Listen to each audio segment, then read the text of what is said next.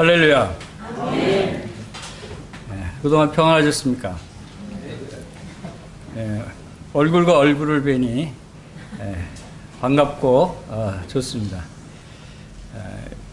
이 코로나로 인해서 이제 마스크를 다 써야 하는 그러한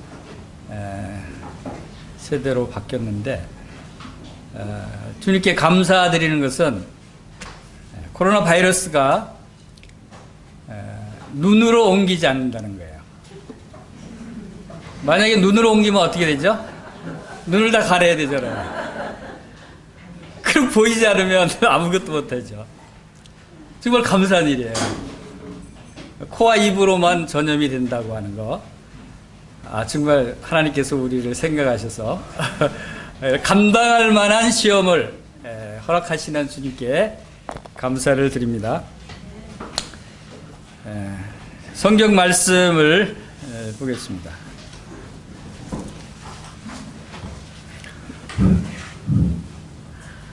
요한계시록 2장 18절부터 끝까지 두아디라 교회에 보내는 말씀입니다. 요한계시록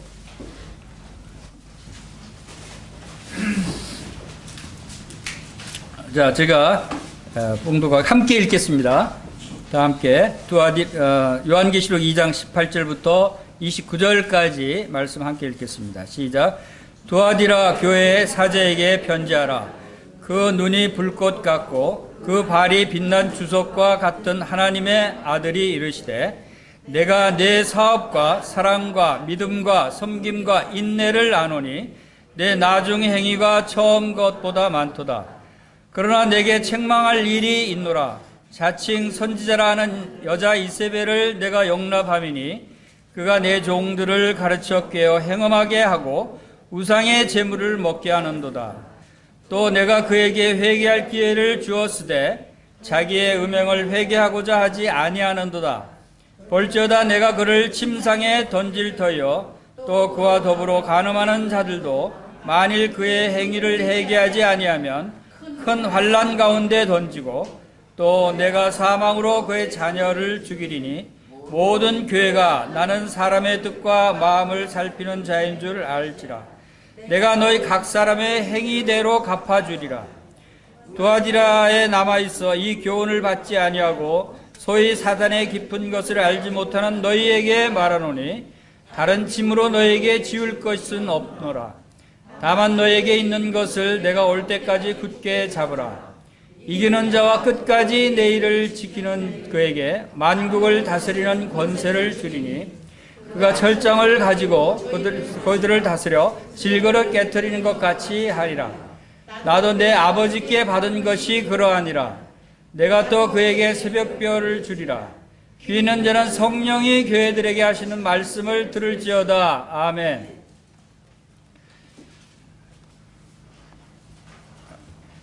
우리 사람들은 건강에 많은 신경을 많이 쓰죠. 저도 요즘 이 코로나 바이러스에 감염되지 않기 위해서 이 면역력을 키우는 수밖에 없다고 합니다. 코로나 바이러스가 아직 예방 백신도 없고 치료약도 없습니다. 그래서 스스로 면역력을 키워서 걸리지 않거나 또 걸려서도 스스로 이겨낼 수 있게 하는 길밖에 없기 때문에 많은 사람이 피해를 입고 있죠. 그래서 요즘 면역력을 키우기 위해서 약을 많이 먹고 있어요. 비타민 C, 다른 비타민 종류들, 또 이 보약 비슷한 여러 가지 몸에 좋다고 하는 것들, 또 인삼도 면역력을 키운다 그래서 인삼, 여기저기 많이 갖다 주는 분들이 있어서 여러 가지 갖다 주는데 또 먹어야 되겠죠. 한 대여섯 가지를 먹는 것 같아요. 얼굴이 좋아요. 그래서 얼굴이 좋아지는지는 모르겠습니다. 자, 그렇게 그것도 또 챙겨주는 사람이 있어요. 먹지 않으면 또 혼나요. 그렇게 하니까 면역력이 키워지는 것 같아요. 스스로 이게 자신감인 것 같아요. 주님께서 도우셔서 이렇게 우리 모든 성도님들이 이러한 참 심한 전염병에서도 다 지켜주시고 또 무사하게 보호해 주심을 생각할 때 참 감사를 드립니다. 사람들이 이 건강을 위해서 그런 약을 먹을 뿐만 아니라 또 운동도 하죠. 걷기도 하고 등산도 하고 또 다이어트를 위해서 음식도 먹을 음식 또 줄여야 할 음식 이러한 것을 가리면서 건강에 많은 신경을 씁니다. 왜 건강에 신경을 쓰죠? 좀 더 오래 살기 위해서. 오래 살면 얼마나 더 살까요? 겨우 몇십 년 더 살지 모르겠어요. 그런데 몇십 년 더 사는 것도 어려운 얘기고 대부분의 사람들이 평균 수명에 큰 차이 없이 뭐 몇 년 더 차이 있긴 하지만 다 결국은 다 죽습니다. 그러나 몇 년 더 살기 위해서 또 몇 년 더 건강하게 아프지 않게 질병에 걸리지 않고 살기 위해서 약을 먹고 운동을 하고 많은 노력을 기울입니다. 그렇죠? 그런데 가만히 생각해 봤어요. 과연 내가 영원한 영적인 건강을 위해서 내가 무엇을 하고 있느냐? 영원히 건강하게 살기 위한 노력을 얼마만큼 하고 있느냐? 이런 부분에 있어서도 우리가 생각해 볼 필요가 있다고 생각이 듭니다. 영원한 생활에, 영원한 삶에, 천국에서 우리가 살게 될 영원한 생명이 우리에게 주어졌어요. 우리의 소망은 영원한 곳에 있어요. 우리는 이 땅에서 사는 것처럼 몇 년 더, 몇십 년 더 살다가 죽는 그러한 생명이 아니라는 거예요. 우리의 생명은, 우리가 보이는 육신의 생명은 그렇게 짧을지라도 우리의 속사람, 우리의 영혼은 영원히 살 수 있는 그러한 영원한 생명이 우리에게 주어졌다는 거예요. 예수 그리스도로 말미암아 우리에게 임한, 우리가 받은 이 생명은 예수 그리스도의 부활 생명이라고 말씀을 하십니다. 그래서 예수 그리스도의 생명이 우리 안에 있고 우리가 그 예수 그리스도의 영원한 생명으로 천국에서 영원히 주님과 함께 살게 될 것을 우리가 이미 약속을 받았고 우리 그것을 믿음으로 받아들이고 있죠. 그러면 그 영원한 삶을, 영원한 생활을 사는 것이 그곳에서 어떠한 삶을 살게 될 것인가에 대한 것도 우리가 생각할 필요가 있어요.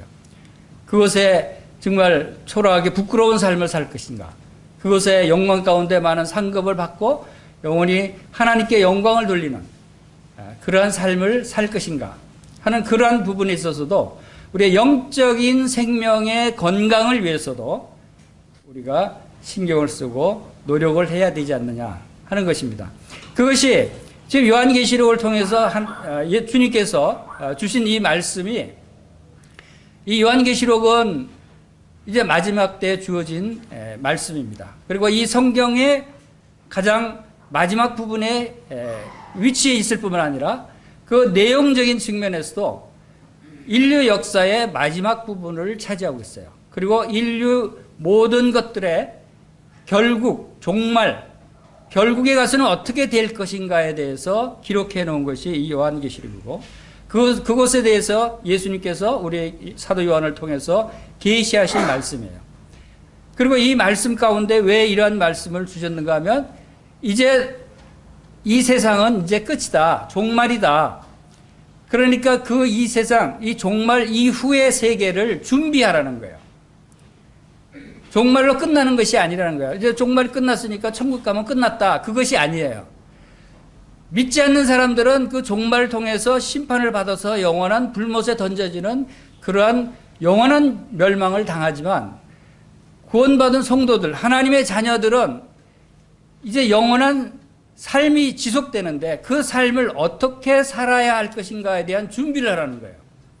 그냥 구원받았으니까 끝났다가 아니에요. 이것이 이러한 그 영적인 눈으로 우리가 잘 성경 말씀을 살펴보지 않으면 뭐 요한계시록 좀 어려워. 이거 뭐 해석하기도 힘들어. 이거 뭐 미래에 일어날 일이니까 신경 안 써도 돼. 안 읽는 사람이 많아요. 그래서 어렵다고 생각하니까. 그런데 사실은 어려운 말씀들이 아니다라고 생각하고 읽어야 돼요. 이것은 어려운 말씀이 아니에요. 어려운 것은 우리가 많은 그 상징과 어떤 형상들을 통해서 우리가 이해할 수 없는 내용들이 있지만 그것을 다 굳이 이해하려고 할 필요가 없는 거예요. 우리에게 주시는 합당한 말씀들을 받아들이면 됩니다. 자, 그런데 이 말씀들을 통해서 주님께서 우리에게 주시는 메시지는 주님의 오심을 준비하라는 거거든요. 무엇을 준비하라는 겁니까? 그것이 바로 이제 구체적으로 2장 3장에서 7교회를 택해서 7교회에 편지하노니 하면서 각각의 7교회에 대해서 편지하는 내용을 우리가 살펴보겠습니다. 그래서 지금 이제 그 교회 중에서 네 번째 교회, 첫 번째 교회는 어느 교회였죠? 에베소 교회였어요. 두 번째는 소모나 교회였어요. 세 번째는 버가모 교회였어요. 그다음 네 번째는 두아디라 교회를 오늘 살펴볼 예정입니다. 자, 이런 그 교회, 각 교회를 통해서 주님께서 첫 번째 주님이 내가 어떤 예수 그리스도가 어떠한 분인가에 대해서 우리에게 가장 먼저 나타내 보여주고 있는 것이 바로 2장 3장에 각 교회에 주시는 말씀들이에요. 그것은 우리의 삶을 통해서 우리의 믿음을 통해서 또 우리가 소망을 갖고 있는 예수 그리스도가 어떤 분이라는 것에 대해서는 확실한 그분의 모습을 알지 않으면 우리가 이러한 그 마지막 때를 헤쳐나가기가 힘들다 하는 것입니다. 에베소 교회는 예수님이 어떤 모습으로 나타내 보여주셨어요? 오른손에 7뼈를 잡고 7 촛대 사이를 거니시는 분으로 예수님이 자기 소개를 합니다. 이것은 각 교회에 나타낸 이 모습들은 에베소서 1장 후반에서 실제로 요한에게 전체적인 모습을 보여주는 것을 부분적으로 각 교회에 합당한 해당되는 모습으로 표현을 하시는 건데, 그것이 에베소 교회는 이제 7교회라고 하는 것은 7 촛대라고 하는 것은 7교회를 의미하죠. 그리고 7교회는 물론 이제 여러 가지 각 시대별 교회를 해석하는 사람도 있지만 오늘날 마지막 시대에 전 세계에 있는 모든 교회들의 모습들이 다 각각 다르듯이 그러한 모든 교회들에게 주시는 말씀이다라고 보면서 이것이 오늘날 우리 교회에도 주시는 말씀이다라고 봐야 하는 것이죠. 그래서 서머너 교회에서는 처음이며 마지막이신 주님과 그리고 죽었다가 살아나신 주님으로 말씀하고 있어요. 에베소 교회를 통해서 주님은 오늘날 우리 교회를 돌아보시고 지키시고 인도하시는 예수님, 그리고 서머나 교회를 통해서 처음이면 마지막이다. 처음 시작도 예수님이고 마지막도 예수님이에요. 그것은 그 사이에 모든 것을 다 포함한 분이 예수님이고, 예수님이야말로 우리의 모든 것이 되시는, 우리의 으뜸이 되시고 우리의 최우선이 되시는 분이시다라고 하는 말씀이고, 그분이 하나님의 아들이신 그분이 죽었다가 다시 살아났다는 것을 또 여기서 강조를 하고 있어요. 요한계시록은 예수님에 대해서 많은 말씀을 하시는 책이에요. 그런데 그 예수님이 어떤 분이신가에 중에서 가장 중점적으로 말씀하고 있는 부분이 바로 이 죽었다가 살아나신 어린 양 되신 예수 그리스도에 대한 말씀이 많은 부분에서 강조되고 있어요. 그것은 뭐냐면 우리가 하늘나라에 가서 예수님을 뵙게 될 때 그분을 어떤 분으로 누구로 만나게 되는가 하는 것입니다. 예수 그리스도가 어떤 분이에요? 그분은 우리를 사랑해서 우리를 위해서 이 땅에 오셔서 어린 양같이 우리를 위해서 희생 제물이 되어주셔서 우리의 모든 죄를 예수님이 대신 다 대속 제물로 갚아주시고 우리를 속량해 주신 그 구원자 예수 그리스도시다는 거예요. 그것이 이 땅에서 행하신 그 일을 하늘나라에서도 영원히 그 일로 찬양을 받으실 분이시다는 거예요. 그래서 하늘에서의 찬양 모습을 보면은 어린 양 대신 바로 주 예수 그리스도, 어린 양 대신 구원자, 어린 양 대신 하나님의 아들, 이런 표현으로 말씀하고 있습니다. 그래서 이제 그러한 부분, 그리고 버가모 교회에서는 좌우의 날선 검을 가지신 분으로 말씀하고 있어요. 좌우의 날선 검은 바로 그 입에서, 예수님의 입에서 좌우의 날선 검이 나온다고 1장에서 표현을 하셨어요. 좌우의 날선 검은 바로 성령의 검, 곧 하나님의 말씀이라고 하는 전신갑주에서 말씀하고 있는 부분이죠. 바로 좌우의 날선 검은 예수님의 말씀을 의미해요. 그 입에서 말씀이 나오는데 그 말씀이 검이다라고 의미는 그 말씀으로 잘못된 부분을 도려내고 치고 환부를 도려내는, 그리고 올바른 길로 가게 하는, 이러한 또 잘못된 부분을 심판하고, 이러한 그 예수님의 모습을 말씀하고 있는 것을 봅니다. 그리고 이제 오늘 살펴볼 두아디라 교회 2장 18절에 예수님의 어떤 부분으로 말씀하십니까? 두아디라 교회의 사제에게 편지하라. 그 눈이 불꽃 같고 그 발이 빛난 주석과 같은 하나님의 아들이 이르시되. 여기서 예수님은 두아디라 교회는 세 부분의 모습을 나타내요. 예수님에 대해서. 자, 우리가 우리의 삶 가운데 우리 영등포 교회에 예수님이 어떤 모습으로 나타내 보이시는가 하는 부분도 이 7교회에 주시는 말씀을 통해서 우리가 살펴볼 수 있게 됩니다. 자, 이 두아디라 교회의 사제에게 편지하라.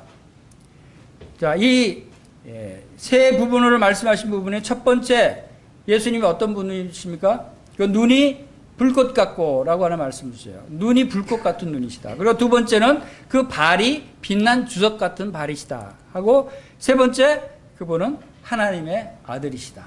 이 세 가지 면을 두아디라 교회가 알아야 된다는 거예요. 두아디라 교회의 상태로서는 예수님의 이 세 부분의 모습을 알지 못하면, 그들이 회개하지 못하면 고칠 수가 없는 거예요. 그래서 이 두아디라 교회에 나타난 예수님의 모습을 말씀하고 있는데, 자, 먼저 우리 두아디라 교회는 어떤 교회인가에 대한 그런 그 배경을 잠시 알 필요가 있겠죠.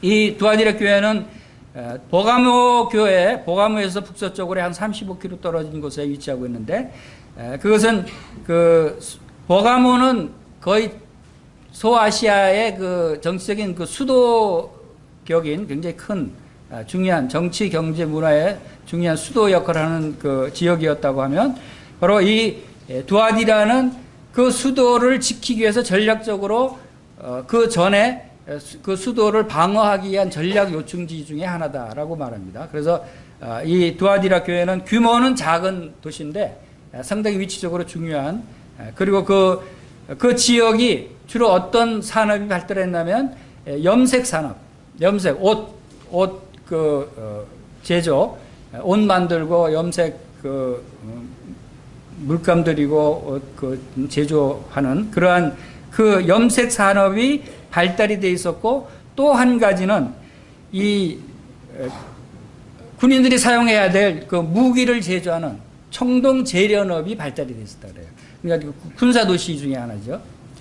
그래서 이 두 가지 산업이 발달됐는데, 우리가 이 배경을 좀 알 필요가 있는 것이, 이 두아디라 교회를 책망하고 있는 것이 뭐냐면 이세벨의 교훈을 쫓아서 우상의 재물을 먹고 음행을 하고 하는 음란한 그러한 모습에 대해서 책망이 나옵니다. 그러한 배경이 바로 이 두아디라 교회의 사회 산업을 우리가 잠시 살펴보지 않으면 왜 다른 교회하고 달리 여기는 특별히 이러한 일들이 성황하고 있고 문제가 되지 하는 의문을 들게 돼요.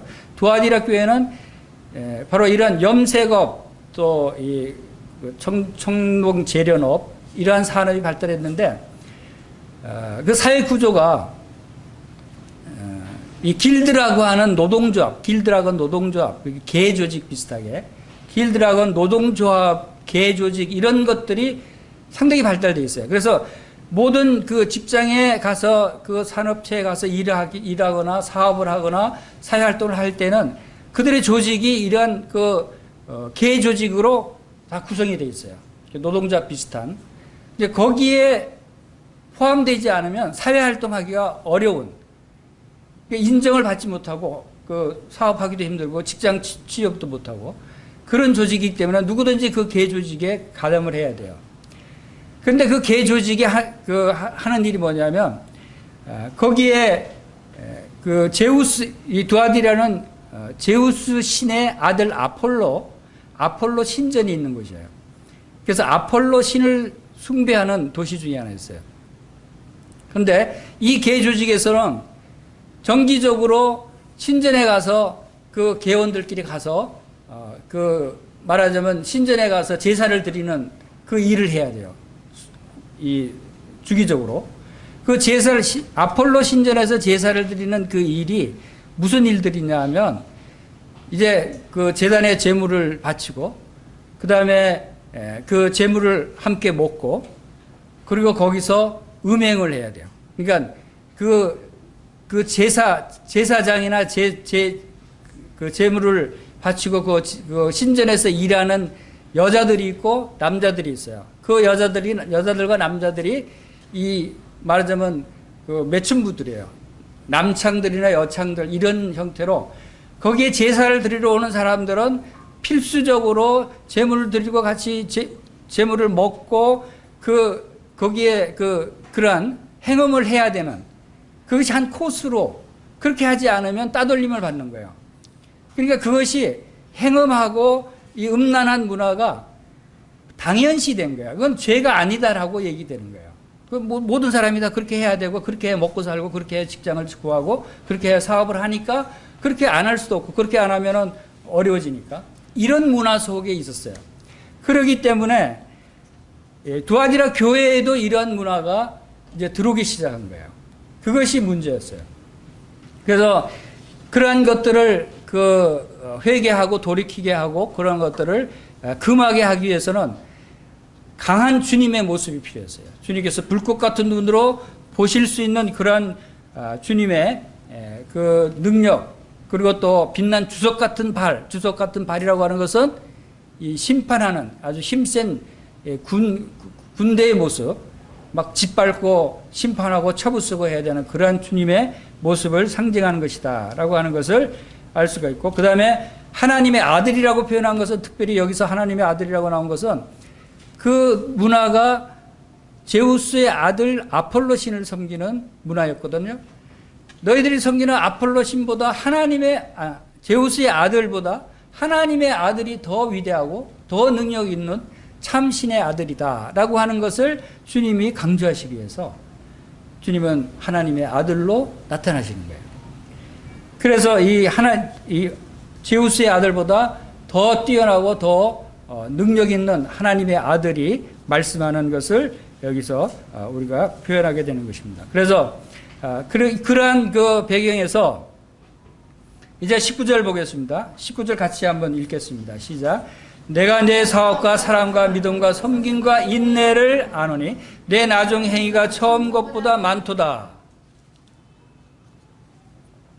자, 주님은 각 교회마다 그 공의 말씀을 하실 때 주님이 어떠한 분이심을 나타내시고 그 다음에 잘한 부분을 칭찬하신다 그랬죠.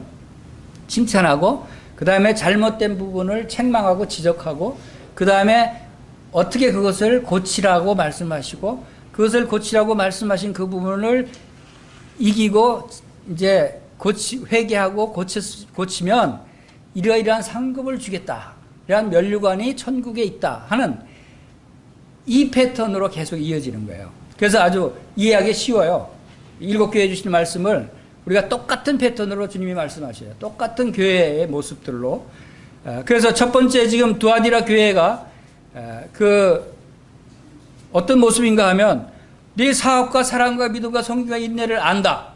주님은 아셔요. 주님은 불꽃 같은 눈으로 보시면서 교회가 어떤 모습이고 어떻게 주님을 섬기고 무엇을 잘하고 무엇을 잘못하고 있는지를 잘 아시는 거예요.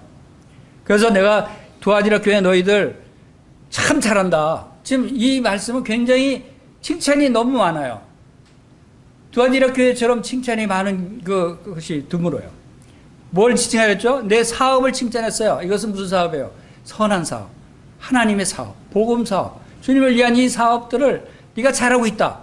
그리고 사랑, 사랑의 수고를 너희들이 참 많이 하고 있다. 에베소 교회는 뭘 책망했죠? 에베소 교회는 다른 거 행함과 수고 이런 것들 다 많은 잘하는 것들이 있었지만 한 가지 빠진 게 뭐였죠?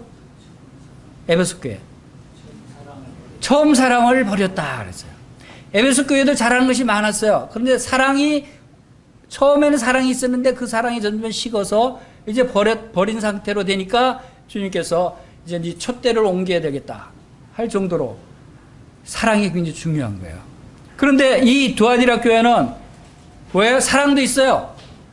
에베소 교회에 없는 사랑도 있었어요. 그리고 믿음도 좋아요.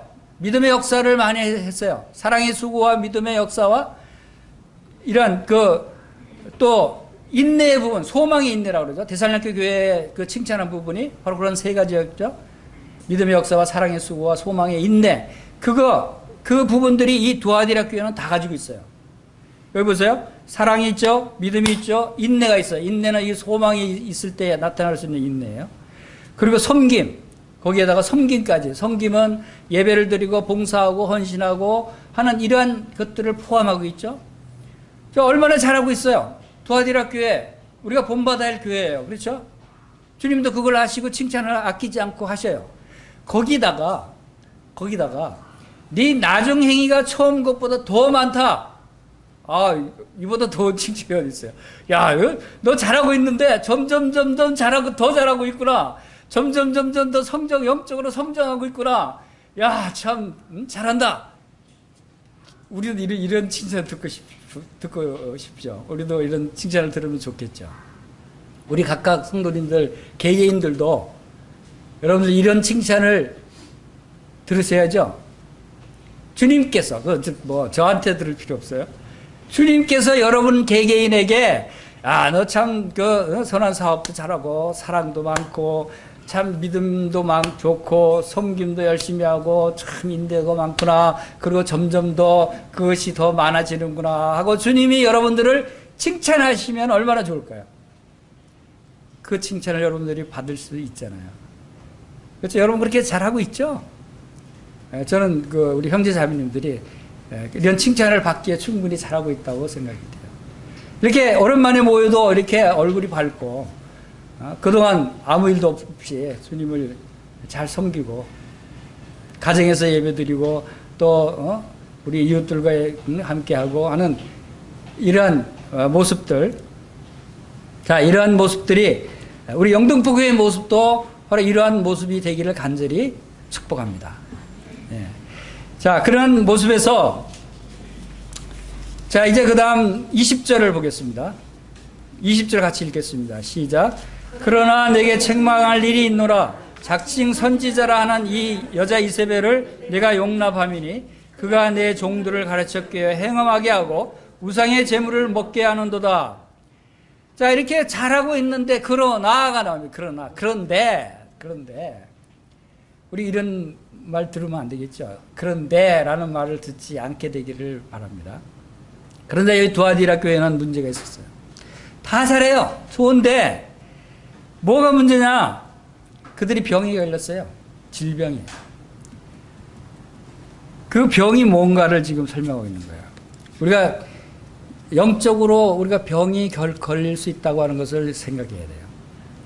우리가 육체적으로 그 코로나 전염병만 안 걸리려고 막 입을 싸매고 면역력도 키우려고 막 약을 먹고 운동하고 이럴 것이 아니라 영적인 질병도 예방하기 위해서 우리가 예방약을 먹어야 돼요. 영적인 면역력도 우리가 키워야 돼요. 영적인 면역력도 있어요.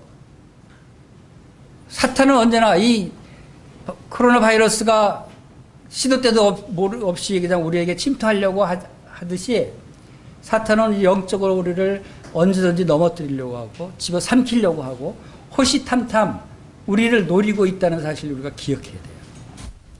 거기서 우리가 이겨내기 위해서는 우리의 영적인 면역력이 강해야 돼요.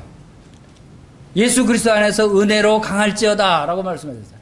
우리가 은혜로 강해지지 않으면 우리가 사탄의 꾀임에 넘어갈 수 있다는 거예요. 이게 평소에 우리가 이 하나님의 말씀으로.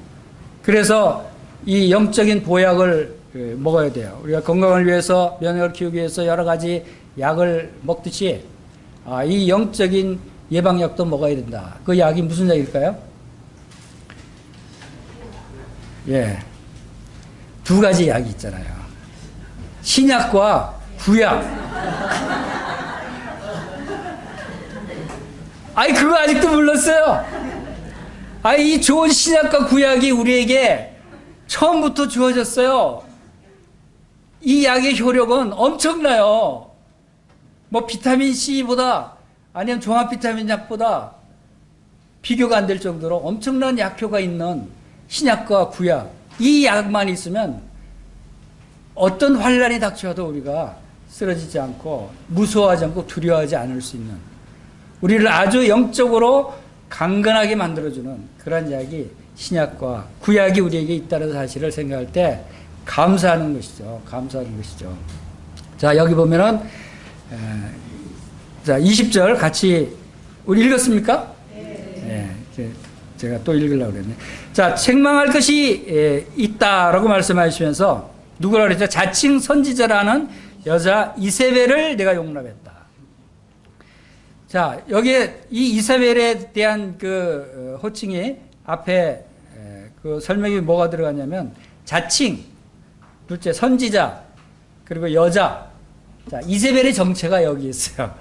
이세벨이 어떤 여자냐면, 어떤 사람이냐면 자칭 선지자다. 자칭 선지자는 뭔 뜻이에요? 선지자는 하나님이 세우신 사람이 선지자예요. 하나님의 말씀을 계시해주고 하나님과 대화하고 하나님이 말씀을 친히 주시는 그런 사람이, 하나님의 기름 부음 받은 사람이 선지자예요. 그런데 자칭은 자기 스스로가 나는 선지자다라고 얘기하는 거예요. 하나님은 선지자라고 정해주지도 않았는데 자칭 선지자라는 거예요. 이런 사람들이 많아요. 오늘 자칭 선지자가 많아요. 여러분 이단을 보세요. 이단들. 자기가 직접 하나님의 계시를 받는 선지자다. 하나님이 나에게 계시하고 말씀하신다. 그러니까 그 사람이 교주가 되고, 그런 사람들이 자칭 선지자가 돼서 이단으로, 교주로 활동하고 있는 거예요. 우리가 알고 있는 많은 이단들이 바로 그런 주예요. 이 자칭 선지자, 이게 무서운 거예요. 이 선지자인데 여자였어요. 근데 우리 여자를 조심해야 돼요. 우리 자매님들은 말고 우리 이 여자들이 요물들이에요. 여자를 통해서 많은 남자들이 잘못된 길로 빠져들어가는 그러한 일들이 있죠. 근데 이 여자 이세벨은 유명한 여자예요. 구약의 열왕기상 16장, 18장, 19장 계속해서 많은 부분에서 그 아합 왕의 그 황후로 나오는 그 여자인데, 이 여자가 구약의 이스라엘 백성들을 그렇게 멸망의 구렁텅이로 빠뜨리는 그런 여자였어요. 그러니까 이 이세벨이라는 이 이름이 얼마나 그 악한 여자였는가 하면, 신약에 왔어도 계속 이세벨의 교훈을 쫓지 말라, 이세벨을 쫓아가지 말라, 이런, 여기도 두아디라도 여자 이세벨하고 비슷한 여자가 생겼나 봐요. 그러니까 그 여자도 이세벨이라고 호칭을 붙여준 거예요. 이름이 이세벨이었는지는 모르겠어요. 근데 이세벨 같은 일을 하니까 이세벨이라고 붙여준 것 같아요. 그가 어떤 일을 했냐면 내 종들을 가르쳤어요. 여자. 근데 당시에 두아디라 교회에 이 여자 이세벨이 상당히 그 위치가 있었던 것 같아요. 사람들을 이렇게 영향을 줄 수 있는 그런 위치였던 것 같아요. 그래서 추측건데 이런 추측을 할 수 있어요. 거기에 말하자면 염색업 또 청동 제조업하는 산업이 발달했는데 그 빌립보 교회의 자주장사 누구죠? 루디아도 여기 출신이에요. 루디아도 두아디라 이 염색업을 하던 그 여자였어요. 근데 그가 빌립보에서 사도 바울이를 만나서 회개하고 주님께로 돌아와서 얼마나 참 충성스러운 그런 자매의 역할을 했어요. 근데 그와 같이 이 이세벨도 아마 이게 염색업 사업에 아마 큰 사업체를 가져서 이 세상 사람들에게 영향을 주려면 아무래도 돈이 많아야 되니까, 돈이 많고 이 큰 사업체를 거느리고 하면 그런 사람들을 쫓아오게 하고 사람들에게 가르치는 입장에 서게 되고 영향을 줄 수 있는 입장이 되니까 아마 이세벨도 그런 위치가 아니었냐 하는 거고, 또 한 가지 설은 이 두아디라 교회에 말하자면 그 목회하는 사람의 부인이었을 것이라고 하는 이야기도 있습니다.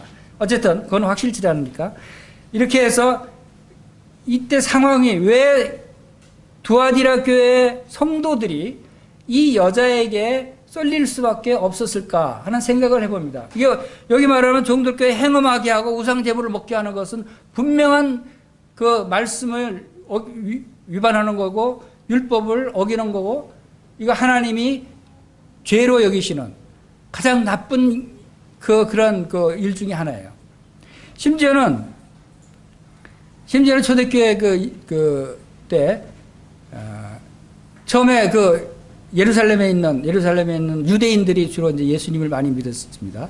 유대인들이 막 율법주의자들 유대인들이 예수님을 믿고 나서 그들이 예수님 믿고 나서 이제 율법에서 해방됐다 이제 영적으로 진리 안에서 자유를 얻었다 하니까 그래도 율법을 지켜야 되지 않느냐 구원 받았지만 그런 문제로 서로 다툼이 있었어요.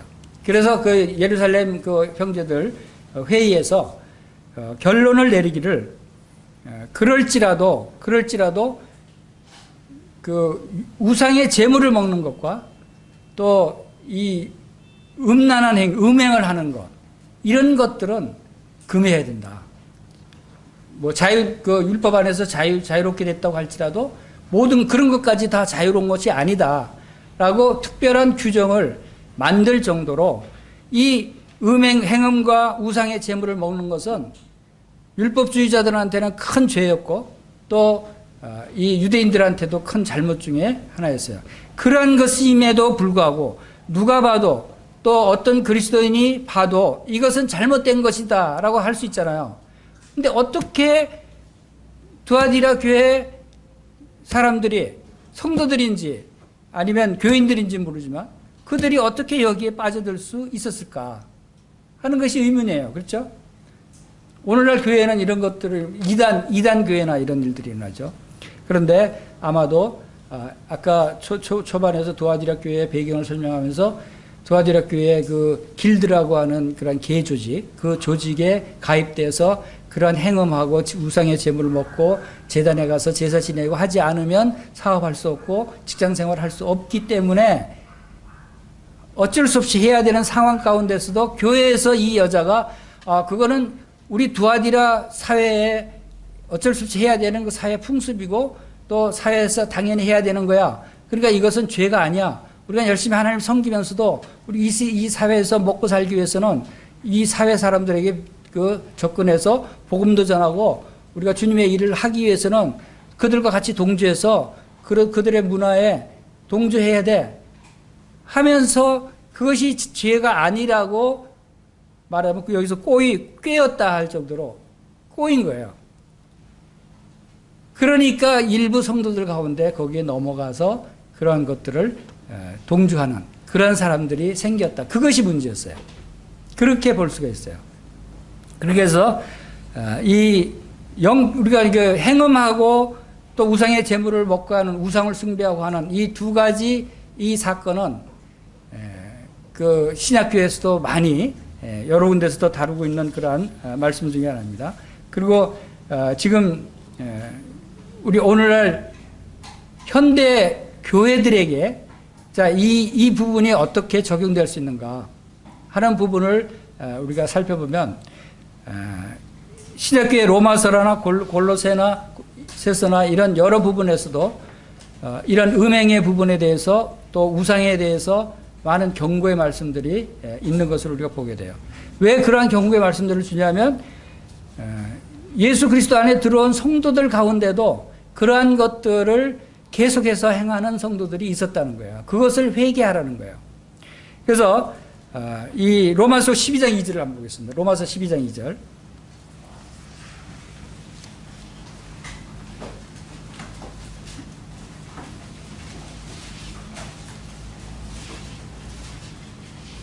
로마서 12장 2절 한번 같이 읽겠습니다. 시작. 너희는 이 세대를 본받지 말고 오직 마음을 새롭게 함으로 변화를 받아 하나님의 선하시고 기뻐하시고 온전하신 뜻이 무엇인지 분별하도록 하라. 너희는 이 세대를 본받지 말라 그랬어요. 이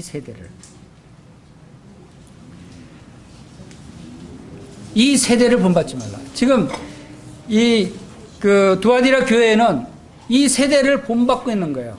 이 세대의 풍습, 문화, 이런 사회생활을 하기 위해서 꼭 필요한 것들이니까 그렇게 쫓아갈 수밖에 없지 않느냐. 그것은 하나님 앞에 죄가 안 된다라고 하는 이러한 부분들을 본받지 말라는 거예요. 그래서 골로새서 3장 5절 보겠습니다. 골로새서 3장도 보면은 골로새서 3장 5절부터 10절까지 말씀을 같이 읽겠습니다.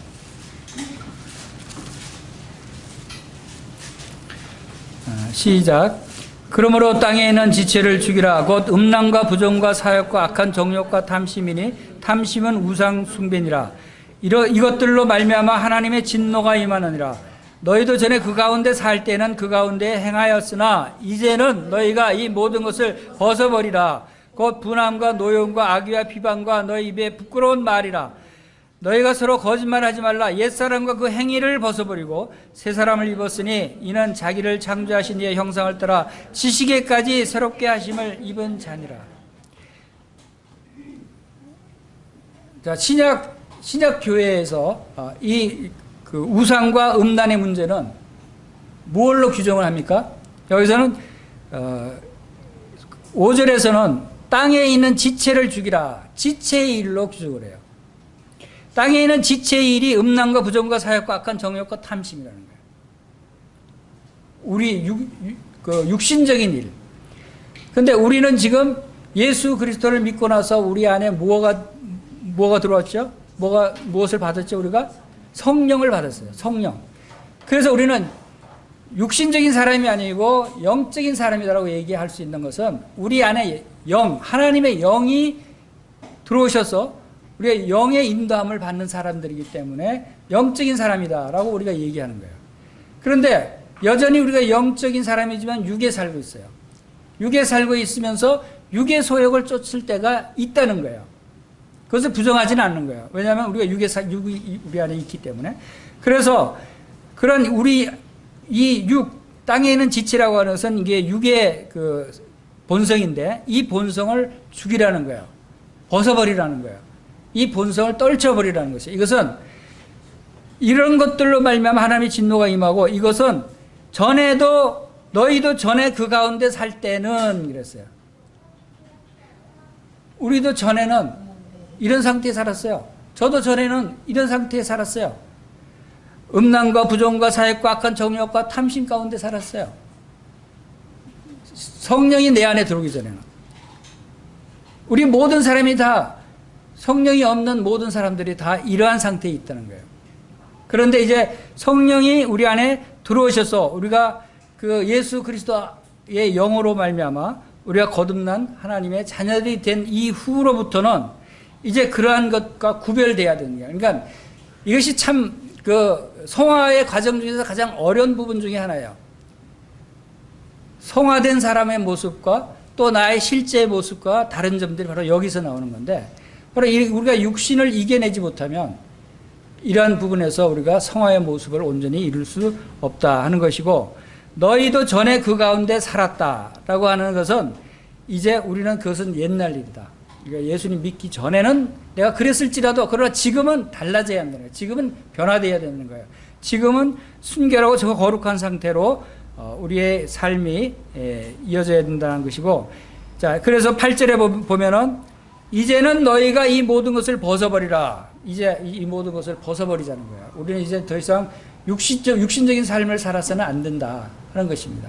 그래서 이 사회는 두아디라 교회 당시 사회가 그러니까 모든 사람이 다 그렇게 우상에 제사 지내고 같이 그 신전에 가서 그런 음행을 하고 하는 것들이 그냥 당연히 사회에서 그렇게 해야 되고 그렇게 하는 것이 잘못된 거 아니라고 하는 그런 이 세대를 본받지 말라 하는 것입니다.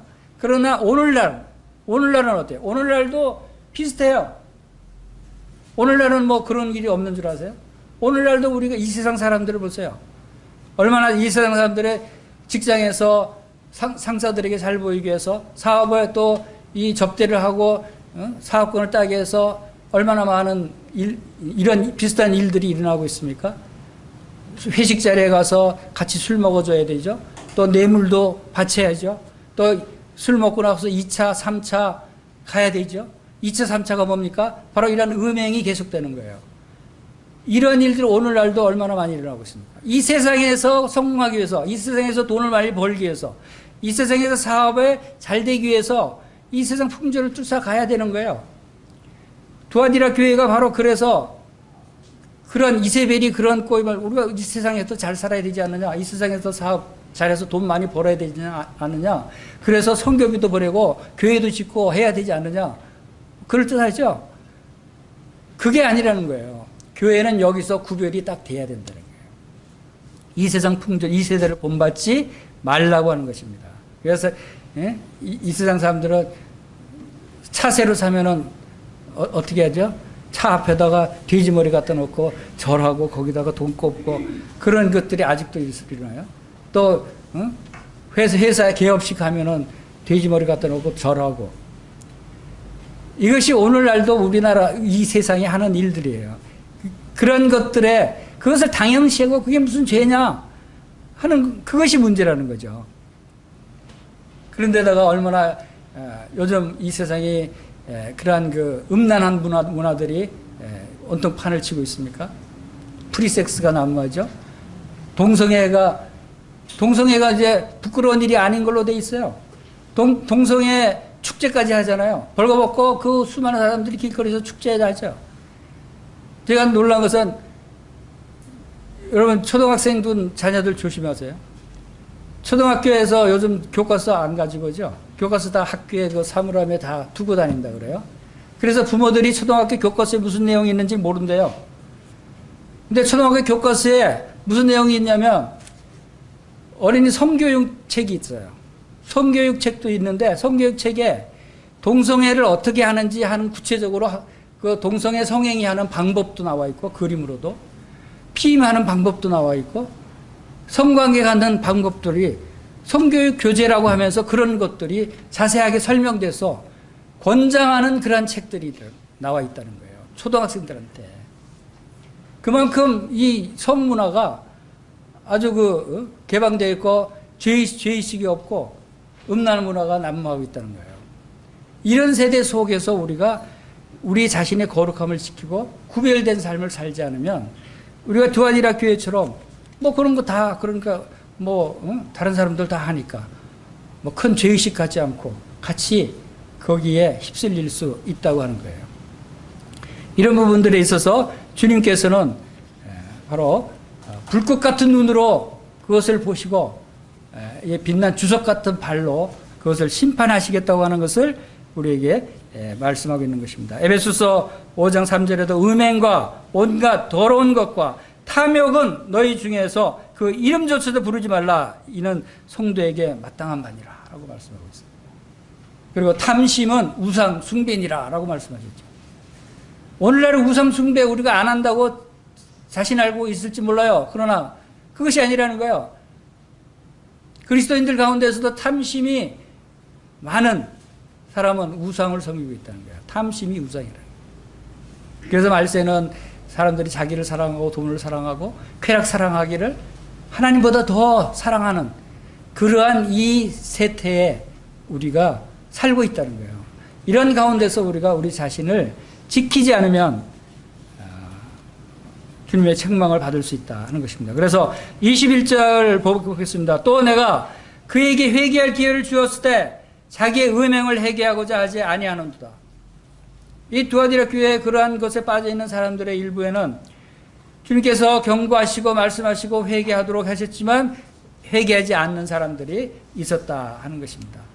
처방약을 주셨는데도 처방약을 먹지 않은 거예요. 이것은 바로 질병이었어요. 그리고 22절 보겠습니다. 볼지어다 내가 그를 침상에 던질 터이요 또 그와 더불어 간음하는 자들도 만일 그의 행위를 회개하지 아니하면 큰 환난 가운데 던지고, 이 음행을 행하는 그런 침대, 거기를 비유했죠. 그 침대는 바로 이제는 환난의 침상으로 주님이 경고하시는 거예요. 그리고 간음하는 자들도 그의 행위를 회개하지 않으면 큰 환난 가운데 던진다라고 하는, 이게 이러한 심판이 따른다고 하는 것을 우리가 보게 됩니다. 노아의 홍수 심판이나 소돔과 고모라의 심판도 바로 이러한 죄악 때문에 그들이 온 인류가 다 심판을 받게 됐다고 하는 것도 우리가 성경 말씀을 통해서도 알 수가 있는 것입니다. 이제 마지막 때 되면 이러한 일들이 더 심해지고 더 많은 죄악들이 관영하게 된다고 하는 것을 생각할 때 우리는 여기서 정신을 차리고 우리 스스로 하나님 말씀을 통해서 우리의 면역력, 이러한 것들로부터 면역력을 키워야 된다 하는 것을 생각할 수 있습니다. 23절 보겠습니다. 23절 같이 읽겠습니다. 시작.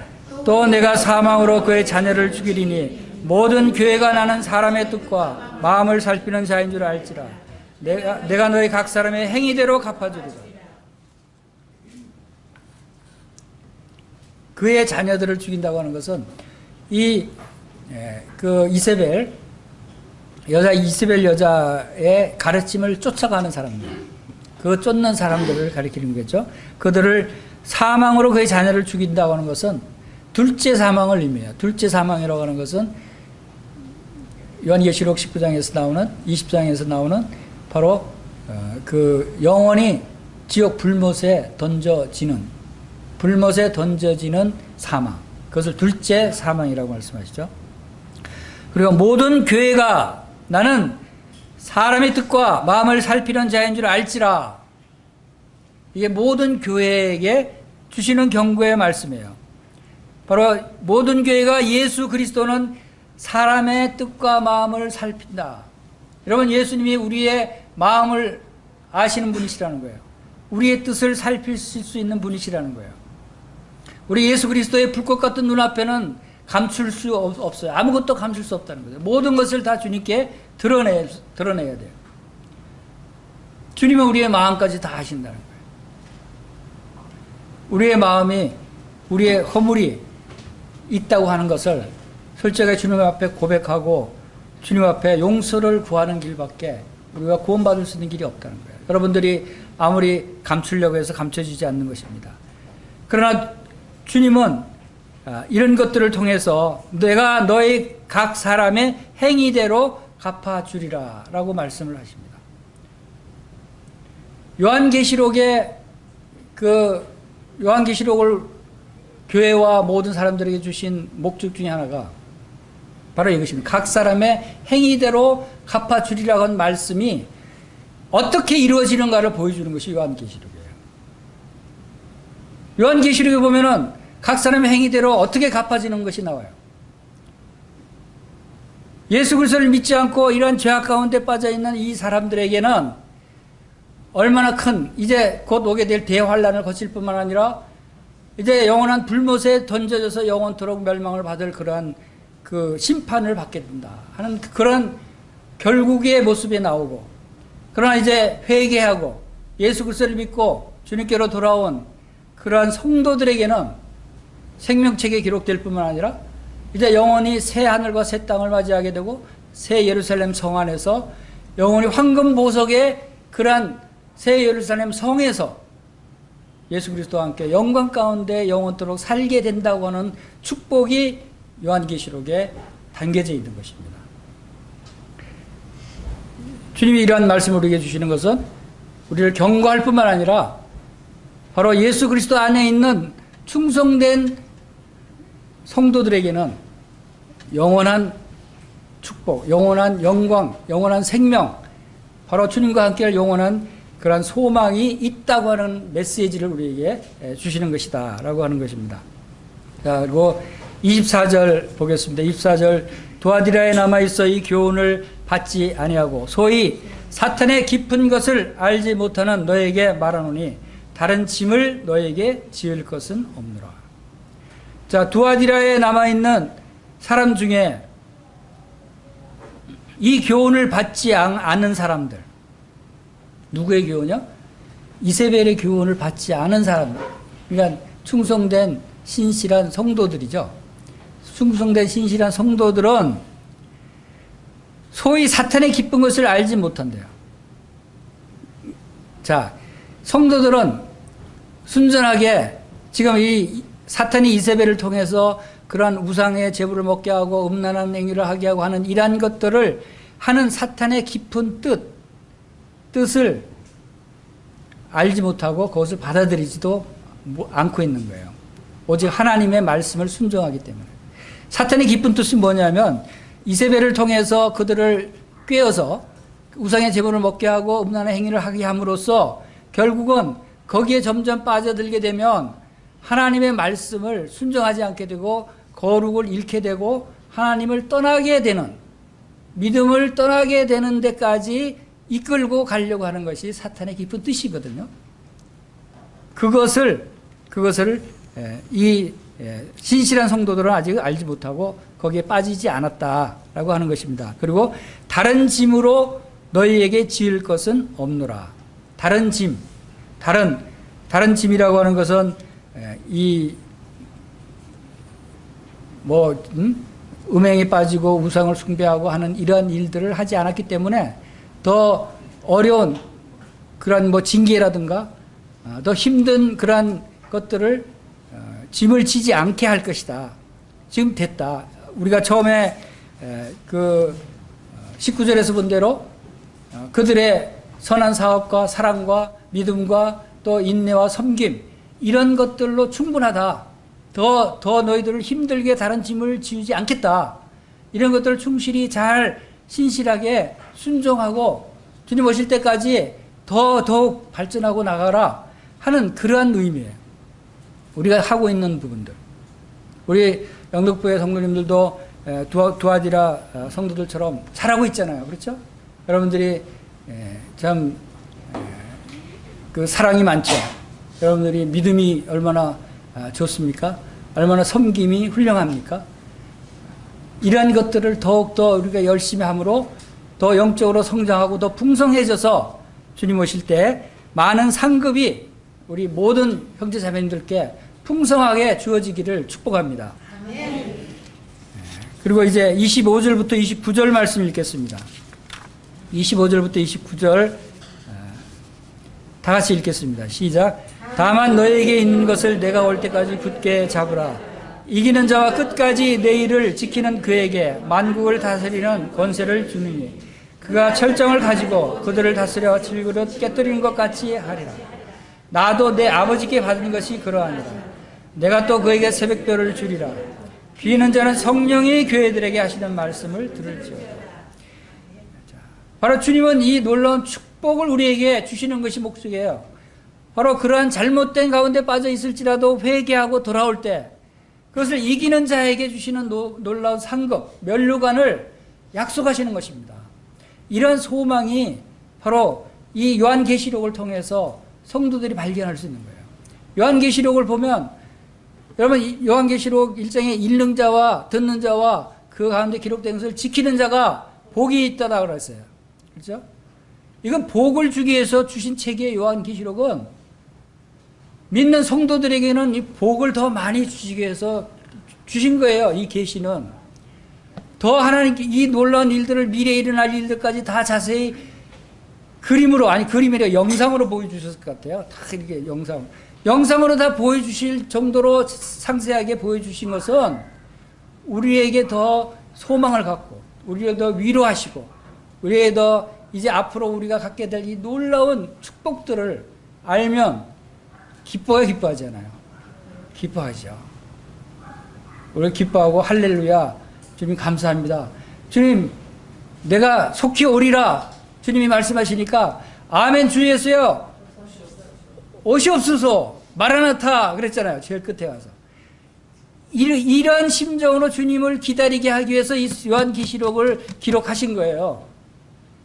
요한계시록은 정말 필요한 거예요. 저는 이 요한계시록 요즘 묵상하면서 이거 성경책 다른 거 다 없더라도 요한계시록 하나는 꼭 있어야 되겠다 하는 생각이 들었어요.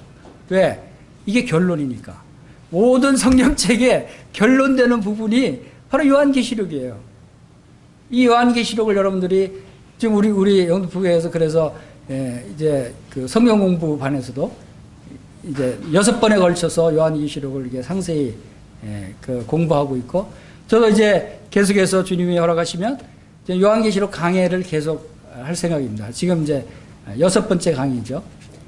계속 요한계시록 끝까지 몇 강까지 나올지는 모르겠지만 기도해 주시기 바랍니다. 요한계시록을 상세하게 또 살펴보고 또 연구하고 또 그런가 하고 확인해서 성도들과 함께 공유해서 함께 하나님이 주신 이 축복을 나누고 싶은 마음이 있어요. 이렇게 중요한 말. 더구나 요즘 같은 코로나 바이러스로 인한 주님이 오실 때가 진짜 가까운 것이 눈에 보여요. 여러분 그렇지 않아요? 이런 때가 없었어요. 많은 전문가들도 인류 역사상 이런 적이 없었다는 거예요. 지금 갑자기 모든 것이 변하고 바뀌어지고 있어요. 갑자기 벌써 얼마 전만 해도 이제 마지막 때 적그리스도가 이 세상을 통치하고 666 숫자를 사용해서 통제하고 다스릴 그러한 일들에 대해서 얘기할 때는 뭐 666표 뭐 어떤 식으로 베리칩이 나올 것이다 뭐 많은 얘기를 하면서 그거 안 받으면 되지 또 그거 뭐 설마 그렇게 되겠어 또 많은 기독교인들이 반대할 텐데 이런 얘기를 했어요. 그런데 지금은 상황이 확 바뀌었어요. 지금은 반대할 수가 없어요. 왜냐면 그렇게 그런 걸 받지 않으면 바이러스에 걸릴 수밖에 없는 상황이 됐는데 조용해져요. 그러니까 10년 동안 논의해서 될지 안 될지 하는 일들이 하루아침에 싹 바뀐다는 거예요. 그래서 전문가들이 그렇게 얘기하고 있어요. 그게 무서운 일들이 지금 벌어지고 있는 거예요. 그런데다가 이 얘기는 좀 이제 심각한 얘기일 수도 있어요. 지금 코로나 바이러스가 백신이 없어요.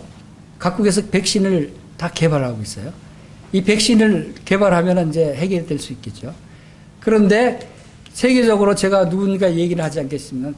이 바이러스에 수많은 돈을 투자하고 이것을 연구하고 백신을 만들기 위해서 오랫동안 연구하던 그러한 그룹이 있어요. 그런 집단이 있는데 그 집단에서 최종적으로 연구하고 있는 것이 뭐냐면 지금 우리가 666표를 생각할 때 뭐 베리칩이다, 뭐 RFID 칩이다, 이마다, 손이다, 이렇게 여기다 표를 받을 것이다 하고 이제 예상을 하고 있는데 그것도 아니에요. 그것도 아니에요. 싹 바뀌어요. 어떻게 바뀌냐. 백신을 개발을 해서 백신을 개발하면 그 백신 안 맞을 사람이 있어요? 그거 안 맞으면 이 코로나 바이러스에 다 걸렸어. 죽을지도 모르는데. 누구나 다 받으려고 그러겠죠. 백신 주사 맞으려고 했죠. 공짜인데. 그 백신 속에 나노칩이 들어가 있어요. 백신 약 속에. 그래서 그것이 혈관 속으로 들어가서 혈관의 자리를 잡게 됩니다. 그러니까 백신 코로나를 퇴치하는 그런 그 약인데 나노라고 하는 것은 눈에 보이지 않는 아주 미세한 그런 것을 나노 기기라고 그래요. 나노 뭐 드론도 나오고 나노 전쟁 뭐 나노 얘기를 앞으로 많이 나오는데 보이지 않는 것이 약 속에 들어가서 그 나노 칩이 사람의 몸에 아주 숨겨져 버려요. 피 속에, 혈관 속에. 어디에 있는지도 몰라요. 그냥 그 사람 안에 있는 거예요. 팔을 잘라도 여전히 있어요. 다리를 잘라도 여전히 그 사람 안에 있어요. 그 나노 칩을 백신 속에 집어넣어서 다 공급할 것이다. 그런 음모다. 음모가 있다. 그러면 그 사람이 그냥 그 바이러스 요즘 누가 확진자가 나오면 그 사람의 동선을 다 추적하고 누굴 만나고 몇 시에 어디 가고 추적을 하잖아요. 일일이. 그거 굉장히 힘들어요. 그거 추적하는데 이 백신만 딱 맞으면 자동으로 그 사람이 그 추적이 되는 거예요. 어디서 무엇을 하고 또 어디서 몇 분간 머물렀고 하는 것이 중앙 컴퓨터에서 이 뭐 표를 받지도 않았는데 이미 백신 속에 표가 들어가 있는 거예요. 그것이 660표가 될 것이다. 그것이 적그리스도가 전 세계 사람들을 통치할 수 있는 666표로 사용될 것이다 라고 하는 그러한 얘기들이 지금 나오고 있어요. 그러니까 그만큼 무섭게 지금 변하고 있는 거예요. 그러니까 바이러스 백신 뭐 성도들도 안 받겠다는 사람도 없을 거 아니에요. 그건 그 코로나 바이러스 백신인데 그건 660표가 아닌데 다 받는다는 거죠. 이세벨이 이거는 뭐 사회 누구나 다 하는 거고 죄도 아니고 이거는 우리 사회 풍습이고 문화야 이건 죄가 아니야 하면서 해도 돼 하는 것처럼 앞으로 이제 그럴 수밖에 없는 사회가 된다는 거예요. 그러면 백신을 맞는 순간 이제 나는 그 통제받는 거예요.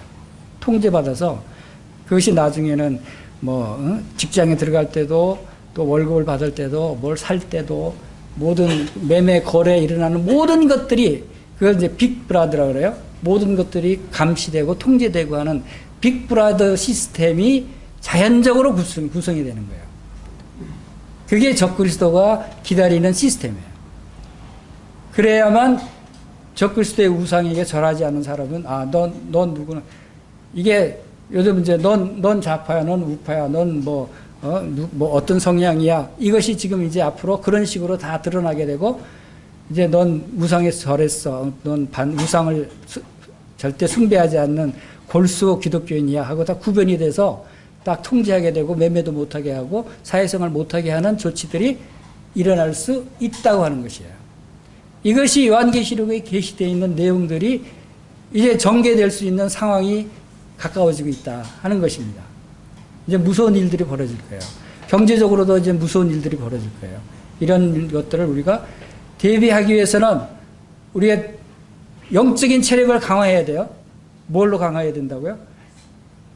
신약과 구약의 약으로, 영적인 치료 약으로. 이렇게 영적인 면역력을 강화시키기 위해서는 하나님의 말씀의 약으로 우리의 영적인 면역력을 강화시켜서 그런 일이 일어나도 우리가 능히 이겨낼 수 있고, 그랬을 때 이기는 자는 어떤 일들이 주님께서 약속하셨습니까? 자, 먼저 다만 너에게 있는 것을 내가 올 때까지 굳게 잡으라 그랬어요. 굳게 잡으라. 자, 우리 지금 현재 우리 영등포구의 성도님들이 믿고 있는 것들을 굳게 우리가 잡을 필요가 있어요. 우리가 여러분들 잘하고 있어요. 여러분들이 주님의 말씀을 잘 순종하고 있죠. 저는 참 영등포구의 성도님들 보면은 참 감사가 돼요. 주님 앞에 참 신실하고 헌신되고 사랑이 많고 참 소망의 인내를 가지고 하는 모습들이 정말 주님께 감사가 되고 잘하고 있다고 봐요. 이것을 주님이 오실 때까지 굳게 잡으라고 말씀하시는 거예요. 우리가 더 이제 굳게 잡아야 되겠죠. 이것을 굳게 잡고 이기는 자에게 두 가지를 약속하십니다. 첫 번째, 내 일을 지키는 거에게는 만국을 다스리는 권세를 주겠다. 얼마나 놀라운 권세예요. 만국을 다스리는 권세. 이런 권세를 우리에게 주신다고 약속하시는 거예요. 그리고 또 28절에 보면 내가 또 그에게 새벽별을 주리라. 새벽별. 이 새벽별은 굉장히 영광스러운 별이에요. 새벽별은 언제 뜨죠? 새벽. 새벽은 언제예요? 해가 뜨기 직전에 새벽. 태양은 예수 그리스도를 의미하고 새벽별은 우리를 의미해요. 예수 그리스도께서 등장하시기 전에 우리가 등장하는 거예요.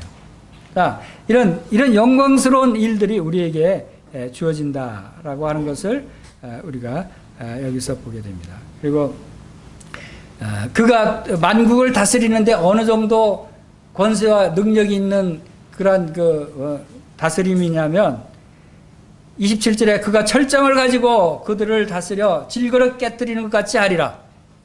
철장, 이 철로 된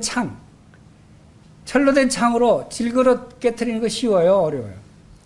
질그릇 그냥 쿡 찌르면 질그릇이 퍽 깨져요. 그렇게 그 능력 있는 권세를 우리에게 주신다는 거예요. 바로 우리 모든 성도들이 이러한 철장을 가지고 만국을 다스리게 된다고 하는 것입니다. 이런 놀라운 약속들이 우리에게 있어요. 이런 영적으로 우리가 잠시 이제 앞으로 우리 남은 기간이 얼마 남지 않았잖아요. 주님 오실 날이 가까워요. 이 잠시 몇 년 혹은 몇십 년만 참고 인내하면서 주님의 말씀을 순종하고 우리의 거룩함을 유지하면 이런 놀라운 만국을 다스리는 권세와 새벽별이 되게 하는 영광을 우리에게 주신다고 약속하셨어요. 그러면 여러분들이 안 하시겠어요? 그런데도 말씀을 안 보시겠어요? 그런데도 관심이 없어요? 그건 관심이 없다면 지금 아주 큰 병에 지금 걸려 있는 거예요. 그렇죠? 우리가 지금 조금 건강을 좀 좋게 하기 위해서 면역력 키우기 위해서 막 운동하고 등산하고 이런 육체 연습은 약간의 유익이 있다고 그랬죠. 그래서 그런 연습을 하지만 경건의 연습은 범사에 더 많은 그런 유익이 있다고 그랬어요. 왜 영적인 경건의 연습, 훈련 이런 것들을 통해서 주님 나라에서 받게 될 이러한 상급들을 바라볼 수 있게 되기를 바랍니다. 그래서 이 이 새벽별을 통해서 빛 대신 주님께서 우리에게 오실 것에 대해서 미리 예고하시고 이러한 빛 가운데서 성도의 기업을 얻기에 합당하게 하신 아버지께 감사하게 하시기를 원하노라 하는 말씀대로 우리는 빛 가운데서 성도의 기업을 얻게 된 그러한 하나님의 자녀들인 것을 감사를 드립니다. 그래서 우리 영덕교회 모든 성도님들이 이러한 주님 오실 때까지 우리가 갖고 있는 이 믿음을 굳게 잡아서 이제 주님 나라에 가서 이 놀라운 만국을 다스리는 권세와 또 새벽별이 되시기를 간절히 주님의 이름으로 축원합니다. 아멘. 다 같이 기도드리겠습니다.